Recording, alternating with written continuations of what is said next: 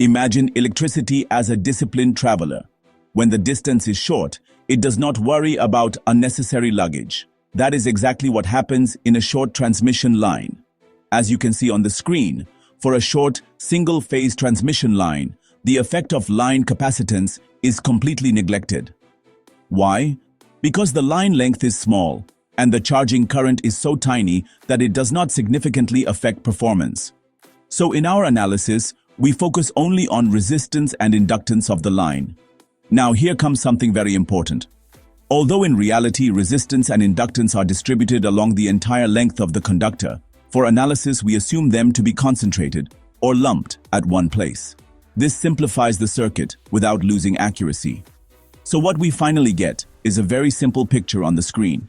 A single-phase AC series circuit consisting of resistance, inductive reactance, and a load at the receiving end.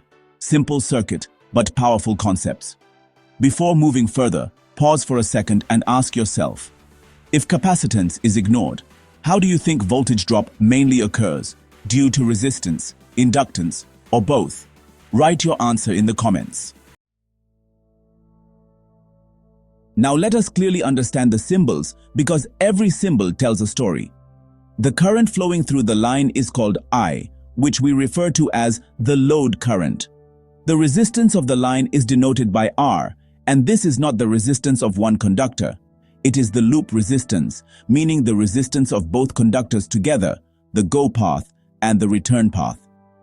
The inductive reactance of the line is represented by XL, again loop reactance. The voltage at the receiving end across the load is called VR. The receiving end power factor is written as cos phi R, and here it is assumed to be lagging.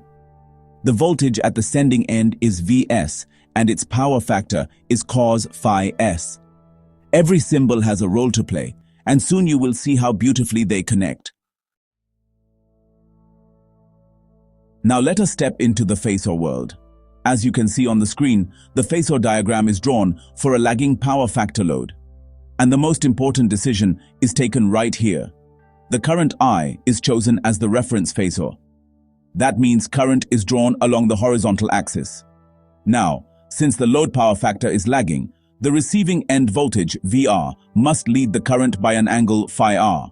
So, VR is drawn ahead of current by that angle.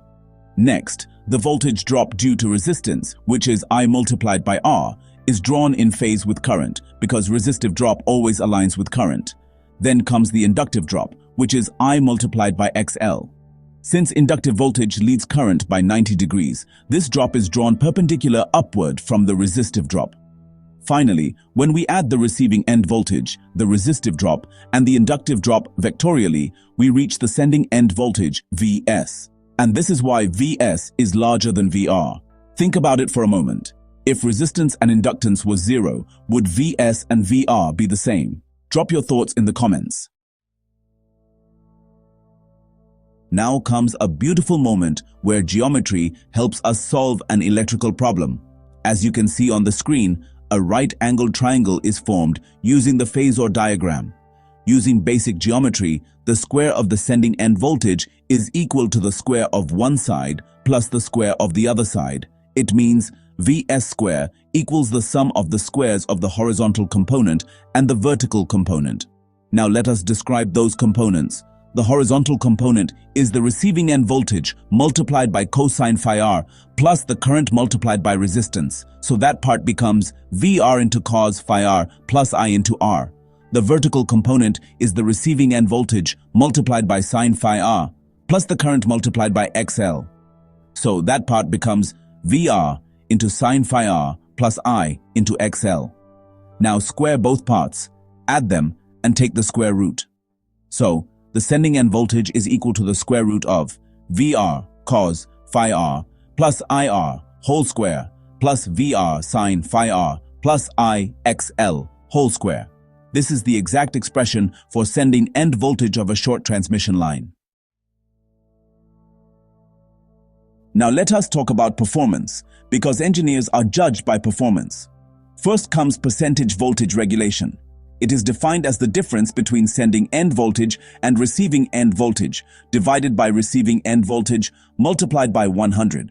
or Vs minus Vr, divided by Vr into 100. Next is sending end power factor. It is the ratio of the in-phase component of voltage to the total sending end voltage. So, sending end power factor equals Vr cos phi r plus Ir divided by Vs. Now power delivered to the load is simply Vr multiplied by I multiplied by cos phi r. Line losses occur due to resistance, and they are equal to I square multiplied by R. So total power sent from the source becomes power delivered plus I square R. Finally, transmission efficiency is defined as power delivered divided by power sent multiplied by 100. Pause here and think. If current increases, what happens to losses and efficiency? Comment your answer. This question appears very often in exams. Now comes the smart engineer's move. The receiving end voltage is taken as the reference phasor, so Vr is written as Vr plus J0. The current is written as magnitude I multiplied by cos phi r minus J sine phi r. The line impedance is written as R plus JXL. Now multiply current with impedance and add it to Vr. After separating real and imaginary parts, the real part becomes Vr plus Ir cos phi r plus IXL sine phi r. The imaginary part becomes IXL cos phi r minus IR sine phi r. Now take the magnitude of this complex number. If you observe the exact equation of Vs carefully, you will notice that one term under the square root is quite small compared to the other. So, with reasonable accuracy, we can neglect it. Doing this simplifies life a lot. The approximate sending end voltage becomes Vs equals Vr plus Ir cos phi r plus IXL sine phi r. Or sending end voltage is equal to receiving end voltage plus resistive drop adjusted by power factor plus inductive drop adjusted by sine of power factor angle. But remember this very clearly. This approximation works well for lagging power factor loads, but it introduces noticeable error for leading power factor loads. So never blindly use formulas. Understand where they apply. So today, you learned how a short single-phase transmission line behaves, why capacitance is ignored, how phasor diagrams explain voltage drop, how exact and approximate expressions for sending end voltage are derived, and how efficiency and voltage regulation are calculated. But understanding is never complete without numbers. Now, let me give you a numerical problem so that you can test whether you have really absorbed what we discussed, or whether the formulas are still just symbols in your notebook. Listen carefully. A single-phase overhead transmission line is delivering 1100 kilowatts of power at a receiving end voltage of 33 kilovolts.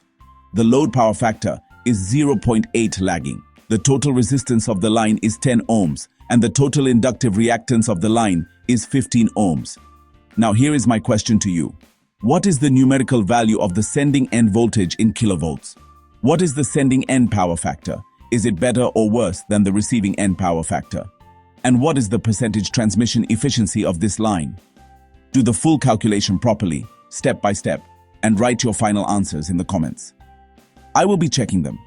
If you want, you can also write which formula you used, the exact one or the approximate one, and why you chose it.